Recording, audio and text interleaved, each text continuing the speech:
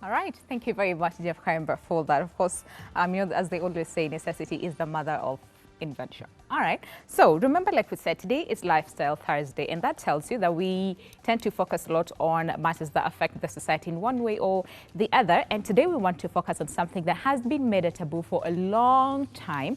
And yet this is a normal thing. It's part of, the reproductive system. And of course, we're talking about the women, all right, and not the men, as far as this is concerned. And we are talking about menstrual health amid COVID-19. And like we said, earlier on, of course, so many women and young girls actually do not have access to sanitary towels. And of course, again, with cases of COVID-19, we've heard of cases of different parts of the world actually going on lockdown. People are panic buying. People stock up, on so many things, including tissues and, of course, menstrual products, and so many women again do not have adequate access to this. And of course, like we said, menstruation rather is a social stressor, and this mostly among the teenagers in Kenya, which affects their self-esteem, their school attendance, and concentration while in school. But now they are at home. So then what happens to this? Because remember, like we said, so many of them are not able to afford this. So then how do we go about it? So amid, of course, COVID-19. So, of course, to help us with the discussion, I am joined by Betty Adera, who is a social advocate for peace and justice, and of course, as well as chief, founder and CEO of Betty Adera Foundation. Thank you very much for joining us. You're welcome. Really, really appreciate your time. And of course, we also have Lily Mutua, who is a health promotion coordinator and in Nairobi County. She'll be joining us a bit later, of course, via Zoom. But Betty, let's start with you. I mean, you see, most of the time when you talk about especially just the whole aspect of menstruation and menstrual health, people shy away from talking about it, I was telling the story of some time back. I was with, I think, my brother and my cousin, and, we were just having discussion. Then we started singing the song for one of the pads in the country, and they were like, why are you singing that song? That is taboo. No, let's not talk about that thing, So people do not want to talk about it, and especially the male. So can we talk about it in the country? And right now, of course, so many teenagers are at home, so they're not going to school. Does it make it easier or difficult? And especially to the population who are not able to afford it? Actually, COVID-19 has shaken everything that is shakeable globally. All right, it's not only in Kenya. It is, I mean, the hue and cry here is the same hue and cry, even in the West. And for once in my lifetime, I'm seeing a pandemic of atomic levels. Shaking every system, in this globe. And of course, when you want to look at the specific impact it has on women, specific impact it has on girls, then that's a whole different, story. And for me, my message normally is that the response of COVID-19 globally cannot be complete if it does not embrace a response to gender-based violence, all forms of it, and in there, the whole story around menstruation and the special needs, of women and girls on sanitary towels and for girls, even the menstruation education. Because even right now, there are girls who are starting menstruation for the first time. You see, so COVID came, it is here. Only God knows how long it's going to be here. But menstruation has been, is, and will forever be, amongst us. So I'm thinking that this is one of those topics that we really, really need to delve in and speak genuinely and honestly, about as a people, and just see how we can all be part of the solution, especially within the context of the global challenge that everyone is facing. You correctly say that menstruation is taboo topic. Any topic touching on the sexual and reproductive health is taboo. And let me tell you again, it's taboo globally. It is, unfortunately. I was in US sometimes, last year, last year, and I was speaking to a bunch of parents. These are white women, white mothers who are asking me, so give us tips on how to speak to our daughters about menstruation. It is so weird. So it's not only an African thing, it is a global thing. But hey guys, time has come when we need to remove some of these topics from the closet and just face it the way it is. And let me tell you, many parents do not know even how to start that conversation with their daughters. They really want to, but they're like, hey, sasa nitaanza aje? Like, how will I start? How will my daughter, it's so weird. So it's so weird. And I recall even my own growing up myself. I learned about menstruation from my peers. Yeah, when I'm going to Form 1, my late mom, God bless her soul, would pack. Actually, at that time, we were using cotton wool, not the real cotton wool. Yeah. So I would see this bunch of cotton wool rolls in my sanduku. What's and this? I'm like, kwani nitaanguka niumie? I can imagine, But anyhow, so within the COVID-19 response, I think this is a time when, like you correctly say, children are at home. Yeah. These girls are at home. Their mothers, fathers, caregivers, Everybody are is at home. home. Yeah. The condition is so conducive. The environment is conducive, to start this conversation. With our girls. Yeah. All right. And so many people are saying, you know what, much as COVID-19 has really, has brought up, has changed us completely, shaken us, has also brought up some aspect of positivity in there, where people can sit and bond and talk. So like you said, this is a very good time to start this discussion. And Lily, I want to bring you up right now as far as COVID-19 is concerned. And Betty brought up a very interesting perspective to it, and the fact that now the girls are not going to school, they are at home, the fathers are at home, the mothers are at home, everybody is at home. So then how do we start this conversation? Because I think for most people is the how do I bring it up? Because Betty, like you said, so many of us were not, you didn't learn this from your parents, you actually learned it from your peers. So then how do we bring up that aspect, and do we bring it up where the men are there, the boys are there, so that we reduce cases of taboo about the same? Thank you very much. Good morning, everybody. Good morning. What I'd like to say is that for today, for today's girl, for today's woman, let us demystify menstruation. It should not go down with shame. It should not go down with guilt.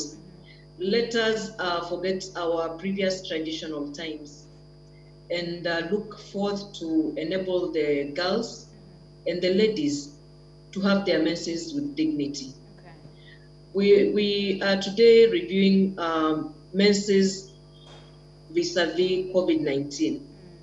We know that a while ago, the students were sent back home from school. We know that through the education program, the government has put in place that each girl who is of school-going age and is having her menses should be provided with a pack of the sanitary towels from school. When the girls were going home, nobody knew how long it was going to take. Maybe they would have just had provision for that month. Now they've been home for more than 3 weeks.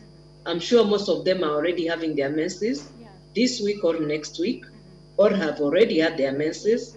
So what happens if they would have exhausted what they had? The next option would be to rely on a parent or a guardian. When we look at, let's say, Nairobi, for example, in Nairobi, 60% of our population lives in the informal. And you find that they will be disturbed because if I've worked for 300 shillings for today, I don't have security for going and getting the same job tomorrow. Will I feed my family or will I go and buy the sanitary pads? So they're in a dilemma. Previously, we've had surveys being done from reproductive health with different partners and the government. And we have found that when we are interviewing the ladies and they're giving us their testimonials, you'll find that it pushes a woman or a girl to as far as having sex to get some money so that she can buy something like the sanitary pads. We're in the COVID-19 situation. Let us look at such a scenario. If I will be compromised because I do not have the sanitary pads, that I have to go and engage in sexual activity to get some money to provide for myself, and maybe as a woman, maybe for myself and my daughters, would I also be exposed to a risk of getting COVID-19 if the person I'm getting intimate with is already infected and not showing signs? when we are engaging in this, are we not also allowing the girls and the ladies to get exposed to sexual transmitted infections, including HIV? As we know, we have rising numbers of cervical cancer. Are we also not exposing this population to the same?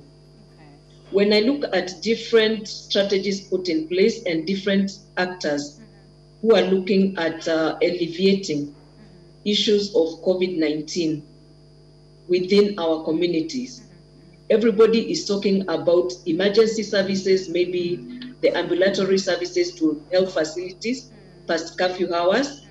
We are looking at food security. We are looking at psychosocial health, mental health, but we are not remembering about the reproductive health. Of the girls. And of course, like we said, Lily, you know, this is a topic that most of us consider it as a taboo. So really, and right now everybody is focusing on COVID-19 and we're forgetting, you know, this other aspect of life, which again, like Betty said, menses will come. They have been there and they will continue to be there. So of course, we'll be looking at then the solution, you know, aspect of it. Then what do we do? And especially to those families who live, you know, below $1 a day.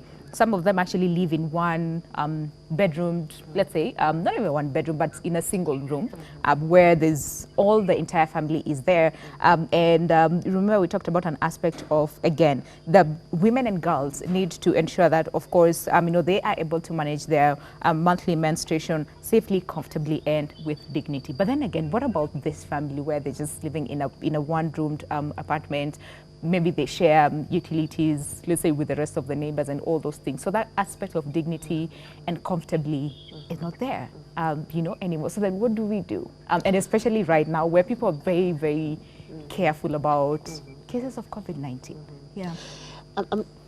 As you correctly say, taking as an example of the family structure you've just described, that's a challenge even before COVID. Yes. It will be a dignity challenge even after COVID. After COVID, yeah. And some of the ways I see working, especially in a context of informal urban settlement where it's a small little house and there's everyone, the kids and the adults, the boys and the girls, everyone is there. And the restrooms or bathrooms are shared and it is somewhere, you know, outside there. And by the way, those shared bathrooms are normally like the #1 culprits for gender-based violence, especially sexual violence, discrimination and exploitation of girls, because you find there's going to be someone who's manning the door to the toilet or to the bathroom, and often it's a man, you know, and you have to pay this 10 bob or 5 bob or whatever it is, you know, to use that particular facility. And if the girl doesn't have, what kind of compromise then is there just right there, you know, looking at you right there? But I'm thinking that this is one issue that, one, we have to now and going forward, even beyond, you know, COVID, we have to speak openly and genuinely about this issue, so that something that's working in Mukuru can be lifted to Kangemi and see how it can also, you know, work in that particular context. Of course, you know, tweak to that particular context. Secondly, I'm beginning to think that we need more education to the girls themselves, but to this person who is around the girl. And this person could be the mother, the caregiver, even brothers. By the way, I know of cases where brothers actually escort, you know, their sisters to use this, you know, public facilities, and then because there is a male, you know, escort, you know, nothing happens. So boys are beginning to come up to be part of the response, which is an extremely, you know, good thing. And a perpetrator who sees a boy taking up, you know, action will say, this one, let me not even try. Let me go let me just go, you know, someplace else. But the issue around dignity is actually a huge one, just like Lillian is also, you know, pointing out, within the broader context of providing, you know, reproductive health services to women and girls. And I'm thinking that girls need to continuously, you know, be educated on how to handle themselves depending on their scenario. And in some cases, I know family where if a girl needs that her privacy, there's a signal she gives, and then everyone just leaves for 5 minutes, 10 minutes, and then, you know, it's all done and everyone comes. So whatever can work within that particular house for that particular household, I think it is all it's all encouraged. Really nice. But an even bigger issue towards meeting the dignity right of women and girls is actually the the material itself, the sanitary towel, Towels. period. Whether it's disposable or it's Or reusable, whatever. She needs that for her to be, to handle herself in a dignified way. Yeah. Remember, if you're menstruating, it's a cycle. You're not menstruating every day of day. every month or every year. You know, it's just once in a month. a season, once in a month. So I'm beginning to feel that even if you're earning 300 shillings, 100, shillings, whatever it is, that you're able to get as a caregiver. I know many caregivers are in that ethical dilemma. Choose, yeah. Do I buy food? Or do I buy parent? sanitary towels? Do I buy, sanitary towels? So I'm thinking that that's a conversation that personally I would encourage within the household level, and just see how little bits of everything that needs to oil the wheel, of this particular family rolling to roll. Okay, and of course that includes the prioritization of, again, Exactly. sexual and reproductive health, and especially to the young girl. All right, Lily, so then how best do we involve the men? And you talked about a number of scenarios where, again, puts the life of a young girl or even some women, at risk in that aspect of trading, let's say with sex for, again, a pack of sanitary towel, or to access, let's say, the bathroom, and, so many other cases that might put, again, the life of a young girl and, let's say, a woman at risk. So then how best do we involve the men to ensure that, again, they are part of this? Because like you said, when we start talking about this,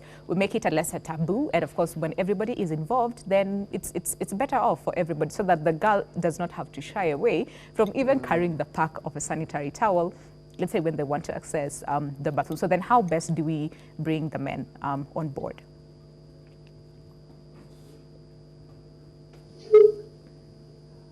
Lily, are you there? Sorry, I'm not getting you clearly. All right, so I was asking, in terms of then bringing the men on board, how best do we approach it? Because at the end of the day, we're trying as much as possible to reduce cases of stigma and the taboo as far as menstrual health is concerned. So how best then do we involve the men, whether it's a brother, a father, an uncle, cousin, a friend, whatever it is, so that, again, at the end of the day, this young girl or this woman is not afraid to even carry the pack of sanitary towels around, let's say, in case everyone sees it. Like I'd earlier said, it first starts with us collectively demystifying menses, the menstrual cycles for ladies. Okay. We should first demystify this. And for us to demystify, it starts at the nucleus. Let us have conversation about menstruation from family level, parents with their children, then to the larger family. Let us look at institutions like the churches, schools, and any other social setting where this conversation should be done. And why I'm saying this, I think the other day on most of the channels on TV, there was airing of what happens if COVID goes past the next 2 months. And we know that in August, there are a lot of male children who are getting circumcised, because that becomes a hot peak for circumcision every August, every year. So if we are able to talk about circumcision in open, why not converse about menstruation? Okay. And these are the practices that the unit of health promotion in this country is trying to do. When we walk into schools, when we are talking about voluntary male circumcision or safe circumcision, we do not separate the boys from the girls. We talk about the two. Openly. We will talk about circumcision and talk about menstruation. So even at our household, we are sure when we have a boy child, the brothers, the uncles, the aunties, everybody knows that the boy is about to get circumcised. All right. Then the same preparation should also be done for the girl child. Okay. And this calls involvement of not only family, but family, the community, the religious leaders, the political leaders, the local leaders, every actor on board. Okay. And when you do this, everybody will be sorted. All right. But Lily, don't forget there's that aspect of culture. And this is amongst so many other communities who hold their culture very, very strongly. And they will tell you, no, there are some things we do not talk about. openly because, culture. So then how do we break then this aspect of culture to ensure that then we have an open conversation? Because, I think there are other communities where, the women are separated from the men. So really you cannot even eat together, as a family. The men have to be on one side, the women have to be on the side. So then how do we bring up this conversation, especially in areas where culture is really, really deep-rooted? And then the men eat first. Yes. We have to turn around. We have to turn around the way we look at the social, cultural aspects, because this is the 21st century. I know even in the olden days, not very old, even in the 60s, 70s, which is just the other day, some of us were born by then, you could not go sit as a girl, go and sit with your uncles, with your grandfathers. But from the 80s, it started turning. So it is us to rally a call to start discussing this from the forefront. And who is better placed to explain to a girl about menstrual cycles, menstrual hygiene, provide the required sanitary pads, provide the undergarments, and even provide water at times, which is a challenge for some of these families, for the girl to observe her hygiene during the menstruation, other than the rest of the family. So we need to start the conversation. The conversation should have started like yesterday. Okay. We need to have a different mindset and go for business unusual. All right. And then earlier on, you talked about an aspect of course, there's so many young girls who actually depend on, school donated sanitary towels, but now they are at home. Has been a few months since they were out of school. So then what happens? Because just recently the president said, of course, there are some of the families who have been the vulnerable families, the needy families who, the mapped out has been already, done. So it's a matter of time before then they start receiving some of, supplies, most of them including food. So then again, do you think, and of course, as again, an advocate, of course, right here in Nairobi, the health promotion coordinator in Nairobi County, do you think then we could factor in an aspect of sanitary towels to be a part of the package that some of these needy families actually receive in terms of food? So should we also include, a pack or 2 or 3 of sanitary towels again to these families? This would be the best approach to be taken. And it is very good that we start this conversation right now, so that we know before the food security was being looked in, before they looked into the stipend for each individual family that is vulnerable, there was data that was captured. We only need to relook back at that captured data, look at how many women of reproductive age we have, and how many adolescent girls we have. Okay. And once we do that, we will already have the numbers. And the safest way is to put the sanitary packs into the package that is going to a household.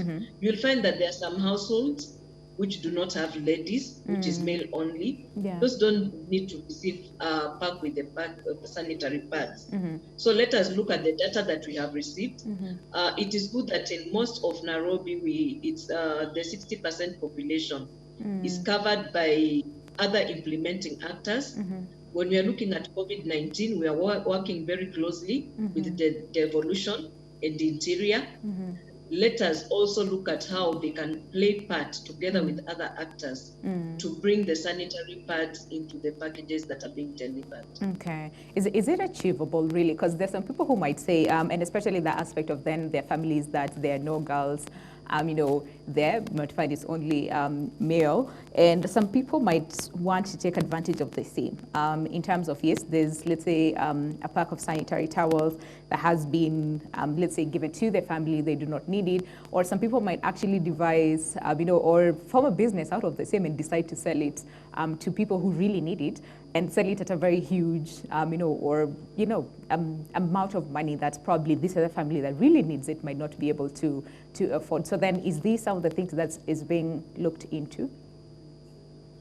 The data that has been captured has been tried and tested, not only during COVID, but during other matters that are on the ground. Okay. And this is data that was collected for this period in time. And it has the right numbers. The mapping of the household has been done right at the doorstep. So it is not being done as a desk review. All right. People went to the households, took the logistics. They have all the data that they require. And this was done by different sectors: health, devolution, social services, children's services. So this is already data that was at hand. Okay. But when we saw the packages that are being told that people will get foodstuffs, then we wonder, what about the sanitary towels? Because they are also a necessity for some of the households and some of the individuals. The same, like, I would like to ask, now that the people who are living below $1 a day, most of them are not on duty.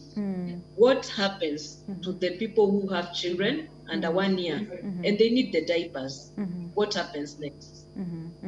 So we need to analyze situation on the ground and also start to feel with the communities and put them there at heart and try to make them meet everyday's needs as much as the government would. All right, and Lily, we have to let you go because again you have to leave us and of course attend to something else. So then the big question is then how soon should we see this being implemented, especially to those families who really need it? Because then remember earlier on, of course, when the first cases of COVID-19 were announced in the country, people were panic buying, and you'd go to, let's say, a supermarket and find there's some products that are not there. So then will we, in the event, and God forbid that probably we get into a total lockdown in the country, is there a way that then some of these things can be rationed so that people do not hoard some of these products, and of course menstrual supplies being one of them? Very briefly before we let you go. For sanitary pads, I don't think this is one of the things that will be hoarded, because even when we started the school program, we were able to get adequate sanitary pads for that. Okay. And because this is a gap that has been felt, then we will be able to rightfully address it. Right. And I'd just like to beckon, maybe can we start with ourselves? How many pads am I able to donate as per today? Okay. And I challenge you to take on the challenge. All right. And my friend Betty, can we start that rallying call? Okay. And start a challenge for making our fellow ladies and girls as comfortable as they are, they can be, and also have some integrity and dignity, especially during these COVID times. So just like we started the other day to appreciate the healthcare workers who are the front line by giving them a clap, which was done by most people in Kenya, including our KDF. Can we also rally now a call between the three of us and we start off this challenge? Starting to get the sanitary pads as nearest to the vulnerable girls and women. Okay.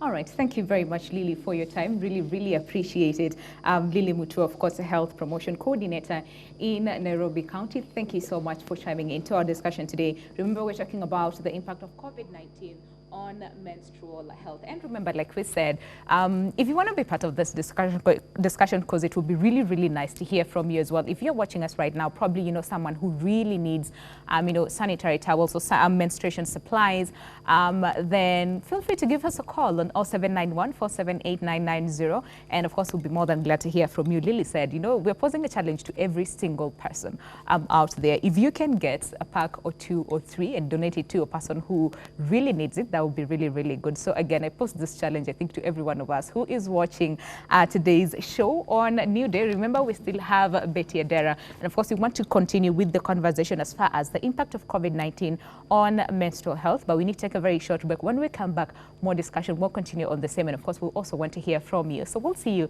after this very short break. Stay with us.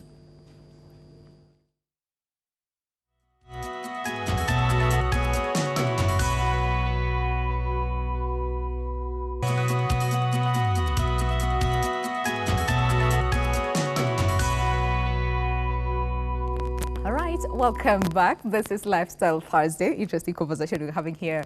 As far as just menstrual health, COVID-19, and all those things surrounding men, not men, women, but really about men as well, is concerned. So, like we said, we really want to hear from you as well. What are your thoughts, on this very, very important topic that we're trying as much as possible not to make it a taboo, and that is on menstrual health. And of course, we're talking about, as far as young girls is concerned, mothers as well, in some communities where people cannot, afford it. We've heard of some communities, of course, using the older ways, just to manage that time of the month.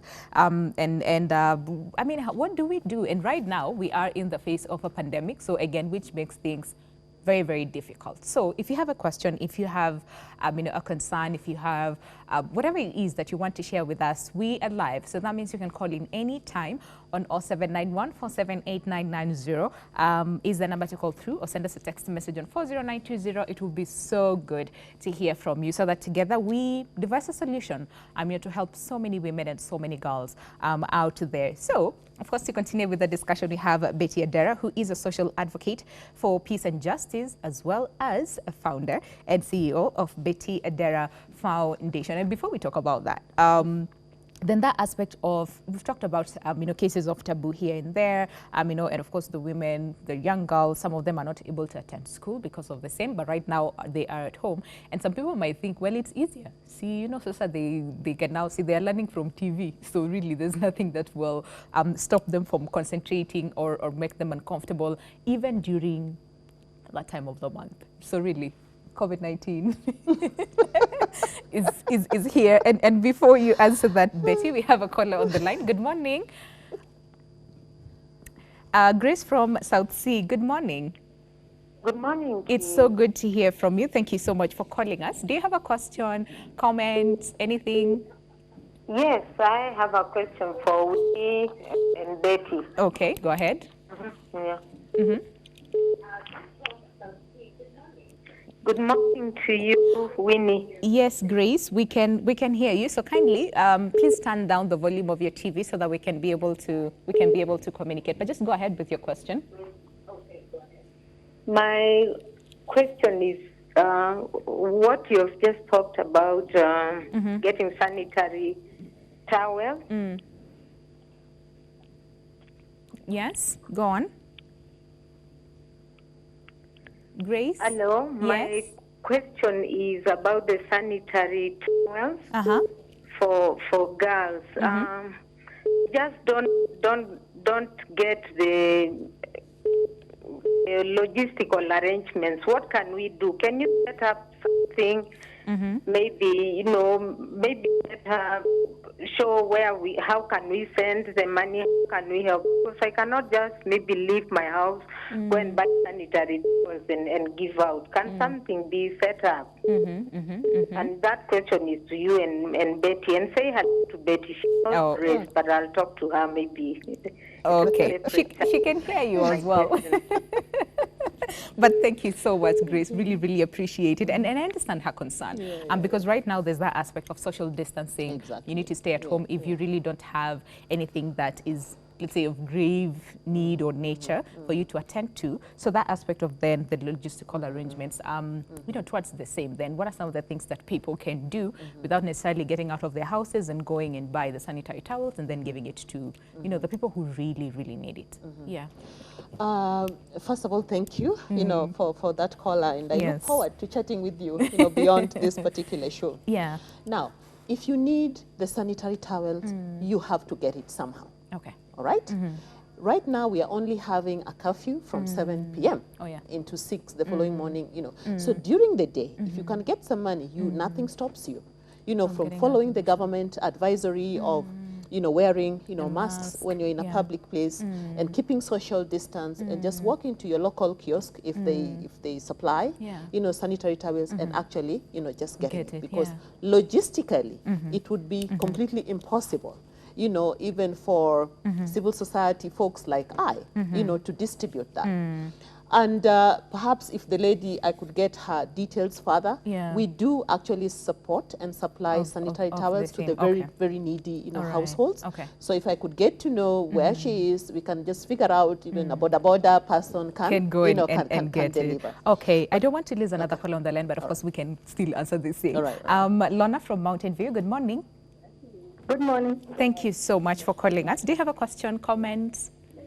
I have a comment. All right, go ahead. Okay. Yeah, as I was saying, yeah? Bukti Adera Foundation is here in Mountain View, yeah? And, hello? Yes, go on. Please turn down the volume of your TV so that we can communicate. Okay, just a moment. All right, go ahead. Hello? Yes, Lorna, we can hear you. Yes, you're live, so just go on. Hello? Yes, Lorna, are you there? Yes, I'm here. Yes, please turn down the volume of your TV so that I have turned down my volume. All right, go ahead. Okay, I just wanted to say that Betty Adera Foundation has done so much. My volume is still high. Okay, Betty Adera has done so much. Yes. In our Mountain View ward, Yeah. and especially in Westlands constituency as a whole, distributing sanitary towels. I know that day she was here in Metameta Children's Home, and I just want you to join her in her foundation because she's doing so much actually. She's done so much in our constituency. Thank you. Yes. Thank you so much, Lorna, for this. And I think the biggest concern for so many people is then the aspect of distribution and identifying the families who really need it. Because there's some people who might tell you, I really want to help, but one, I don't know, then how do I do it? Do we set up probably like a shop where people can just go in and either just put the money there and then people get the sanitary towels and take it to the families? How do we identify them? Maybe I do not have time, but I really want to help. So there's then the aspect of the logistical arrangement and the distribution part of it. Yeah. First of all, thank you, Lorna, for your kind words. Yes. That's quite. You're really doing good. And like I was saying earlier, everyone, whatever little you can do is not little. Don't think it's little. Even if you help only one girl, it is actually it's a lot.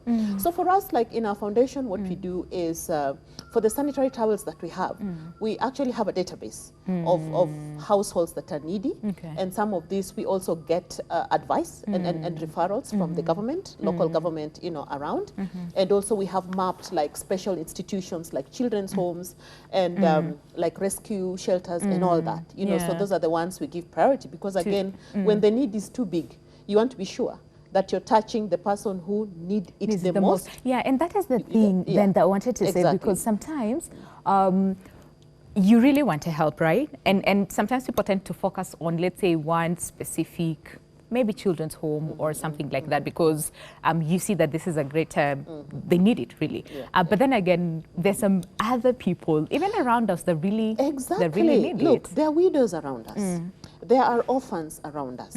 There are, elderly persons who are taking care of younger ones. And they have girls within their care who actually need, the sanitary towels. We have persons who are living with special needs and disabilities. We also have child mothers. Remember, we have young mothers. And for me, if you're under 18, I won't even call you a teenage mother. I'll call you a child mother for emphasis. So you're looking at a child who's already a mother needing diapers for the child, but also needing, sanitary towels, for herself.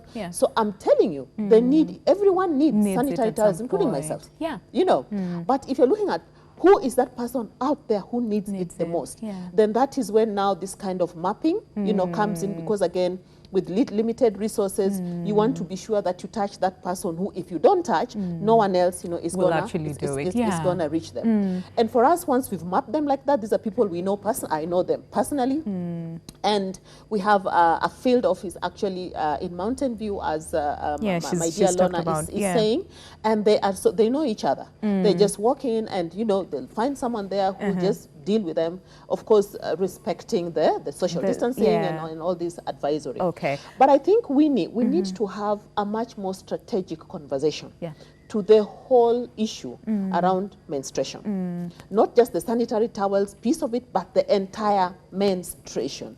And I would be so happy if government, both national, and counties would take a lead on this.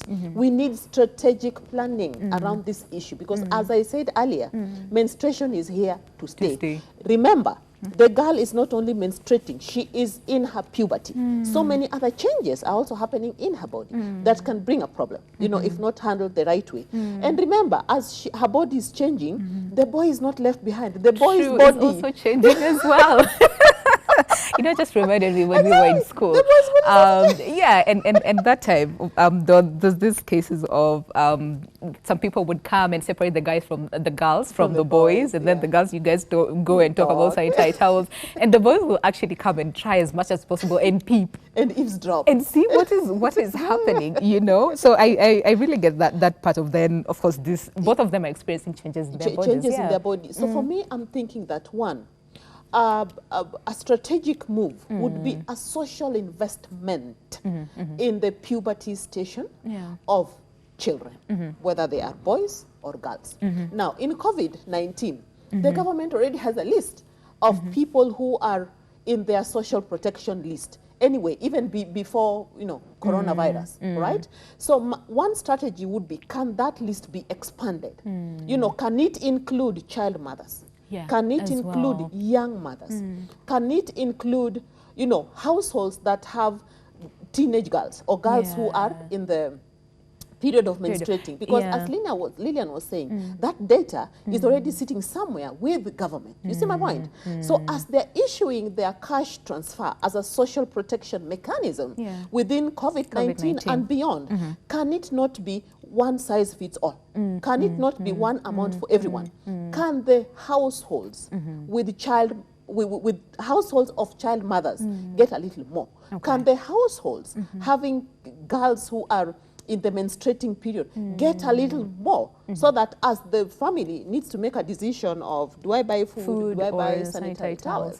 That is kind of, taken care of. But one would argue and say, and this is just from a broader perspective, some people would say, and I think this is a thing that maybe, again, some people are struggling with, is why should you get more? Because the government is trying to sort of like help you, kidogo, right? So then can they sort of like work towards then getting a little towards then to supply, let's say, for their personal needs? Because there's some people who will be like, but there's some families who have like other bigger problems, as far as this is concerned. So there's that debate. I agree. But remember, this is social protection. Protection is an amount that is cushioning you so that you don't get below, really, really below the poverty line and die because you didn't have food. And the amount that I know of, by the way, is just a subsidy. They are just subsidizing. Government is not fully taking responsibility of you, right from paying your rent to feeding you to clothing you and all that. Apo gisot, you see. But the government is meeting you somewhere. My point is that within the context of COVID-19, remember the system that has been shaken the most is the family. The family, true. We are even seeing rising cases of gender-based violence and all manner of drama. And job losses as well. And job losses, and the impact is felt where? It is felt within the family. So just for this period, can the government cushion, its people? Because we pay taxes.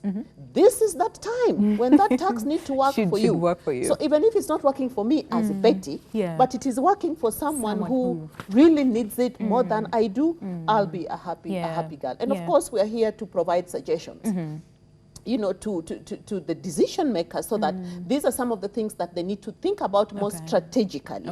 Because response to gender-based violence within the context of COVID-19 and menstruation and sanitary towel support in there needs a strategic It needs mind. to, yes. Because at the end of the day, I mean, we have so many problems in the country, but implementation is one of the things. Because there's some people in between that want to, be a part of this and take, a chunk for themselves. So I think that aspect of strategy is very, very important. But then again, can we stress enough on that point of people wanting to help, but then again, I do not want to leave my house because curfew is there, social distancing, I do not know who has it and who does not have it. The DG for Health just recently said 56% of the people are actually asymptomatic. So they have COVID-19 and don't know, you know, so treat everybody as if they have it. So we are in there. We really want to help. Or we're just in there. The government has done a very good thing. Yes. You know, the government has said, now, if you want to help, you have a big heart, you want to help. Yeah. Whatever it is you have, in cash, in kind, in whatever it form, is. you know, take it to your chief, take it to your DC, and they're going to coordinate how that that's going to go to the people who need it most. So one, of course, while we've had a few teething problems with that here and there, but I think we're learning lessons and getting better, you know, moving forward. Yeah. One would be to just encourage well-wishers that as you're bringing the jogo unga there, you know, please also bring a pack of sanitary add a towels. box of sanitary towels, be you know, nice. to that particular place. Secondly, there has now been a huge demand of sanitary towels and they're not there. It's just a huge demand, and we are wondering, did the factories that were manufacturing close? Did they close? What? You know? Yeah. So these are some of the things we need to look at, so that if there are any concessions that the government can give to such services, you know, to even work overnight, so that this particular service, if this particular commodity, if I need it, it should actually be there. It should actually be there. Yeah, because remember, for cases of hand sanitizers, remember, and disinfectants, at some point they were not there in the supermarket. Exactly, they were not there. And this is something that honestly a woman cannot live without. If I can just say it, because again, like we said, we're saying you know, that aspect of dignity, you know, as well. So then access. I know there's some people who are really trying as much as possible to ensure that, fine, much as you might not be able to afford the 50 shillings, 100 shillings, 200 shillings to buy yourself a pack of sanitary towels, then you can also use these other ones that are reusable. Now, here's the thing, in terms of then the hygiene aspect of it. Of course, making them good intentions to help this person who might not be able to be buying them every single month, but if they can have one that they can reuse, wash, and use it, that would be really nice. But then again, in terms of then the hygiene aspect of it, Winnie, this is one of those issues that poses actually an ethical dilemma. Yeah. Because if a woman or a young girl doesn't have access to the disposable one, she doesn't have access to the reusable one, she is still going to menstruate. True. That is the fact. She's going to menstruate. And in the absence of the first two, what have girls been using? And I'm going to tell you real life experience. What girls do is they cut a piece of mattress, you know, and then they put it inside a sock, you know, like a sock, one side of a sock. I'm telling you, so if you're looking at reusable, that you can wash at some point, hang there, it will dry, you use it again tomorrow, vis-a-vis a mattress, piece of mattress in a sock, because she's gonna need to use something. Whatever it is that she gets, Now, on one hand. On another hand, other girls would tear up pieces of sweater, you know, all these things. And mattresses, I mean, I had blankets as well. And had blankets and stuff like that. And then I also know of cases up north where, you know, girls would actually use dry leaves. No, leaves, you dry it, you crush it, so it's kind of like spongy-ish type of thing. You put it inside again, socks is always a culprit, and that's what they're using. So my point is, if you cannot access the disposable one for whatever reason, and you can access the reusable one, and you can be taught on how to use it clean, which is a lesser devil. Yeah. So you just choose. All right. But then again, but for then, can they then be taught? Because you see, instead of, you know, the way they say, teach a man how to fish, you know, the whole thing, you know, that goes, can they then be taught how to make, especially the reusable ones, so that, again, they do not have to wait until someone comes up and tries to,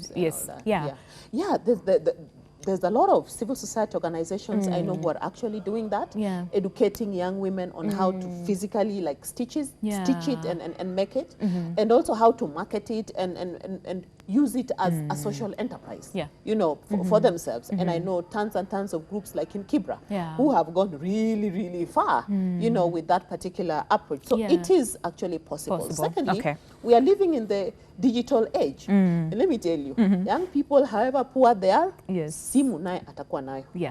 she will have a phone. Yeah. With the bundles. Use it. They can use it. Somehow. Yes. Use it. Just Google on YouTube. Even 2-minute demonstration is all there if you really want, if you really want to. Yeah. But what I'd really encourage young girls and young people in general out there is speak up. Speak up. Maybe you're dying somewhere, no one knows you're dying there. If you speak up, I and people like me will hear you. If I can't help you, I can always refer you to someone who can be able to help. So just speak up. Yeah. And then the aspect of then the mental health, and especially in relation to menstruation, because remember, like you said, when we were young, of course, the boys, and when, especially if a young girl has, you know, during that time of the month, and then there's that aspect of leakage. We've had so many cases of girls committing suicide because of what, you know, stigma that surrounds the same. So then can we talk about then that aspect of the impact it has on their mental well-being, so that then we do not get to that point where this young girl will actually have to die because, yeah, this other boy or this other person was not sensitive enough to help. Exactly. Yeah. Well, mental health in adolescence, not just, you know, during menstruation. I have had girls who have come to me because a pimple came here. And that pimple now is big. Forget even the young girl, even right now, as grown women, you have a pimple, someone is like, like one over it's here. that time of the month, huh? It's that time of the, you know, and things like that. And this is a stage where they are struggling with their body image. There's a lot of peer pressure, poor or not. There's a particular way you want to look. There's a particular way you desire to look. You may actually achieve that look or maybe not. So just problems. Now add menstruation to it, and then now add COVID-19 onto it. It's a lot. It's a lot. We cannot live in assumption that our young people are okay. We cannot live in the assumption that our young girls are okay. We cannot live in the assumption that even our young boys, you know, who are getting into adolescence are okay. The way the girl is finding it weird, you know, and she's worried about my breasts are too big or they're too small or they're not coming or they should have come by now or they're not as big as, you know, someone else, all that. I'm not as shapy or I'm flat or, you know, all that story. Let me tell you, even the boy who's getting into adolescence is having the same drama. Oh, my voice is not breaking. It should have already broken by now. I do not have a beard. My shoulders are not as broad or what. No, drama. So I'm thinking that, one, we need to be sensitive and just be aware. If you're having an adolescent in your house right now, and now add on COVID onto it, she is going nowhere. They're stuck, you know, in the house. Wamejaa kwa nyumba. One person can look like there are 10 people in the house. Just keep checking in with them. Are you okay? You know, are you okay? Is everything okay? You know, just talk about stuff just so that you can gauge where they are, you know, mentally. And if there's need for you to seek help, you know, outside of the home, there are all these tall, you know, lines that you can call, or you can call a friend, or you can encourage her, you know, to call a friend, but just speak, you know, speak to someone. Now, back to your specific issue of the dignity around around menstruation, and of course when, you know, a girl has, you know, like soiled her clothes, and she becomes the ridicule, you know, of the whole school, and then the whole school is laughing, is teasing her, and all that and all that. By the time the teacher comes to deal with the situation, she is so damaged, you know, so damaged, you know, on the inside. I recall when I was growing up, there was a girl in class 7 who, you know, had a particular issue. And people were laughing. And for me, I was literally crying because I thought she is so sick. Look, she's bleeding. She's sick. She's going to die. Because I never knew nothing about menstruation. So for me, I was actually traumatized, you know. But let me tell you, that girl left and never came back to school. Wow. Never came back. That was the end of her and education. And she later got married, and the rest is history. So these things are real. These things are actually real. And I'm thinking that post COVID-19, teachers really need to step in more to be more of this alternative parent. True. You know, when the child spends most of the time in school anyway. In school. So let them just be more aware that such things, you know, can happen. And there's nothing that stops a teacher from mentoring from being teacher, yes, but also be a mentor. mentor. Yes. Call a few girls at the end of the day for 5 minutes, during break time for 5 minutes. Just, you know, tell them something that will keep them closer to you. Yeah. They're going to open up to you Yes. and tell you they didn't eat. They're going to tell you they are menstruating, they don't have sanitary towels. Yeah. They're going to tell you they were raped. They're probably going to, there's a it problem is at you home. they'll Yeah. tell. Yeah. And they might, things that they might not even tell their own, their own parents. Yeah, So and there was also this debate where some parents, most actually, have neglected then their role as a parent to the, you know, and left this to the teacher. So the teacher is supposed to be the teacher, to be the parent, to be the guardian, to be all those things combined. And that aspect, remember we talked about, this is so weird. I mean, how do I sit down with my mom and start talking about cases of menses, talking about boys, talking about sex, you know, talk about all those things. So I think the biggest question for most people is then when do we start having these conversations? And should we separate the boys from the girls and then have these conversations, or just bring them together and talk about it so that even the boys grow up knowing this is normal, there's nothing wrong with the girl, she's not dying, she's okay, this is just a normal part of, you know, growth for the women. in fact, if you ask me, one missing link in dealing with the scourge of teenage pregnancies in Kenya, and I think in Africa as a whole, is the omission of the boy child in the whole conversation. Who's going to make this girl pregnant? Yeah, you know, it's the boy. It's the boy. And believe me, most of these boys have zero clue on what's going on in terms of the body of the girl, you know. And if he is brought into the conversation, he's going to know that, oh, okay, so if we have sex and it is this timing, oh, so this is how, you know, What pregnancies will happen, ah, this is what's going to happen. And this is the, you know, the overall outcome. The girl might, you know, drop out of school and all that. Believe me, there's nothing as powerful as that. Before COVID, in our foundation, we've been distributing sanitary towels and panties to schools. And the first school I ever did that was at St. John's in Pumwani. And so it was parade, and then, you know, the usual, and then we came in and we did what we, and the boys were like, no, we are not leaving.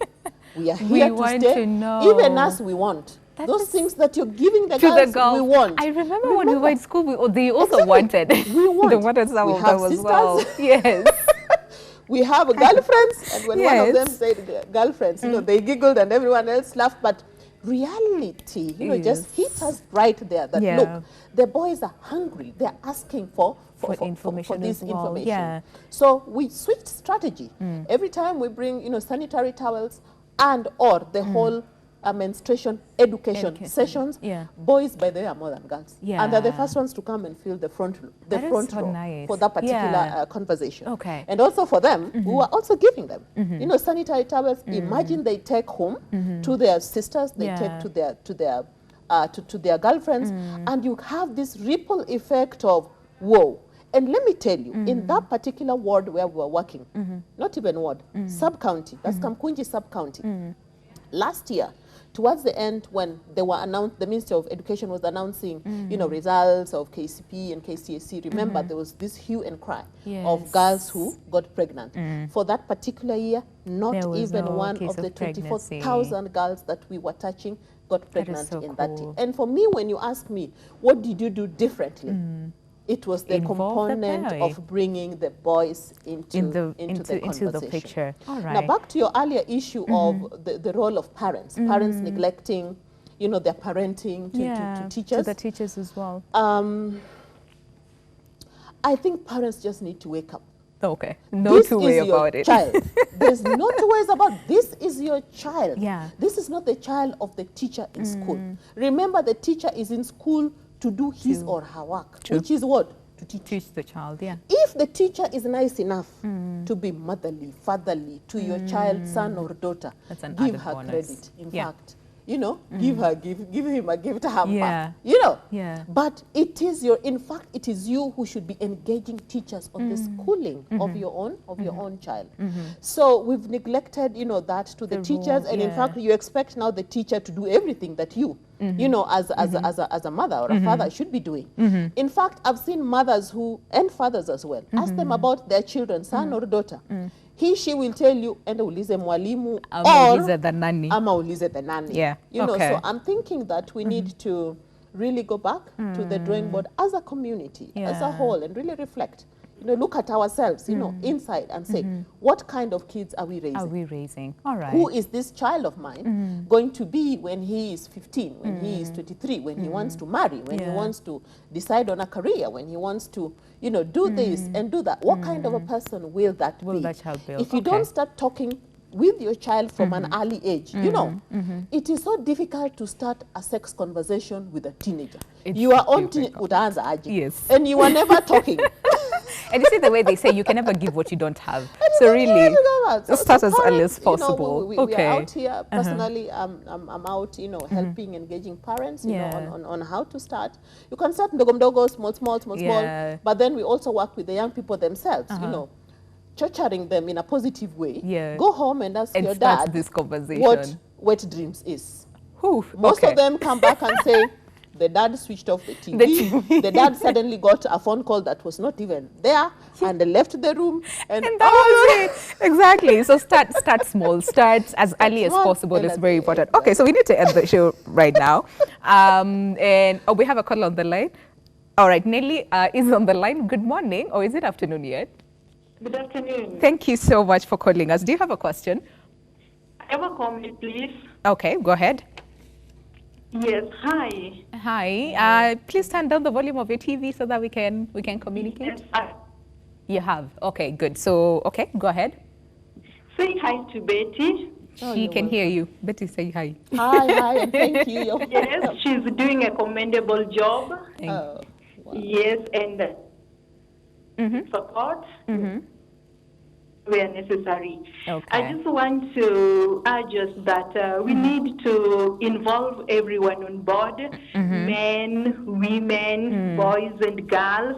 And to us, particularly women, it is time we drew on support from each other and just harness the collective energy that will help us press on, particularly in this time of pandemic. We must step up as women and take the lead, because there's no limit to what us women can accomplish, particularly when we come together. It is time we supported one another. It is time we lifted up one another, especially in this time of COVID-19. And for sure, we shall overcome. Thank you so very much. Thank you so much, Nelly. Really appreciate your words of wisdom. To all the women out there, stand together, support each other, so that at the end of the day, we remain stronger, even, amidst COVID-19. All right, Betty, we have to end the show, so I would take your parting shot as far as this menstrual health, COVID-19, post-COVID-19, even before COVID-19, like you said, menses were there and we'll still continue doing the same. So then moving forward, what do we do even post-COVID-19? So we don't just focus on COVID-19, even post-COVID-19, very briefly. Well,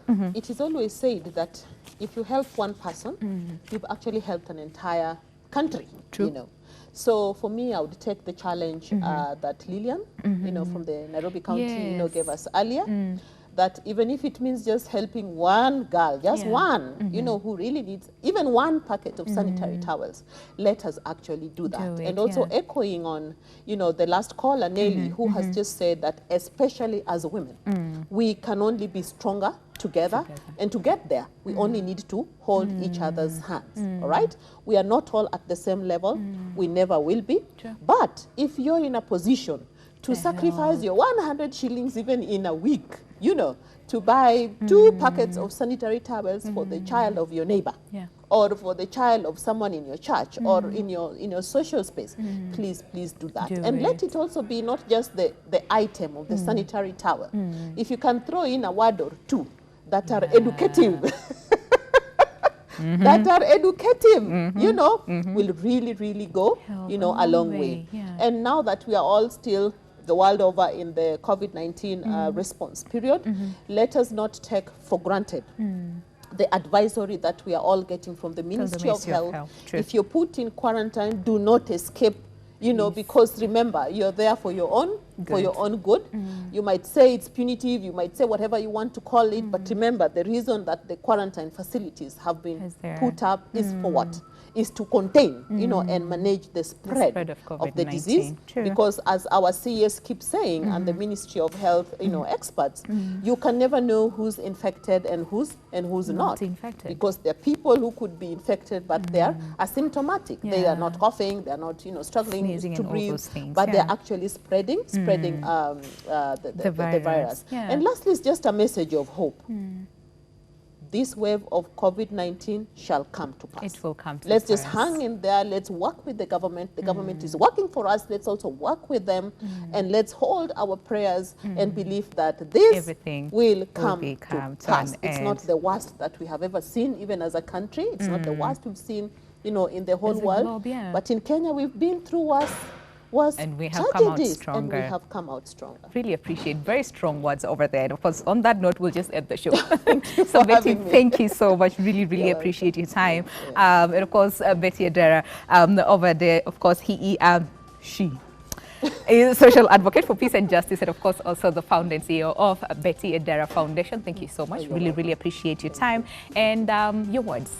Wise words over there. And of course, we also had earlier on Lily Mutua, who is a health promotion coordinator, Nairobi County. I have to say goodbye. My name is Winnie Lubembe. On behalf of an amazing, amazing team who put together this show, we really, really say goodbye. And thank you for tuning in. For all the callers, thank you so much as well for tuning in. The challenge is there. If you can help even a single girl, you know, with a pack 2 or 3 or 5 of sanitary towels, and this is not limited to the women. The men can also take up the challenge. That would be really, really good, because remember, like we said, lack of proper menstrual health management, of course, may lead to greater risk of infections, discomfort, and negative impacts on the mental well-being of this young girl and the woman in general. So have yourselves a lovely day. Please stay home, stay safe, protect yourself and your loved ones from COVID-19, and together let's just be responsible, like Betty said. So I'll see you tomorrow, same time, same place, for another amazing, amazing episode of New Day.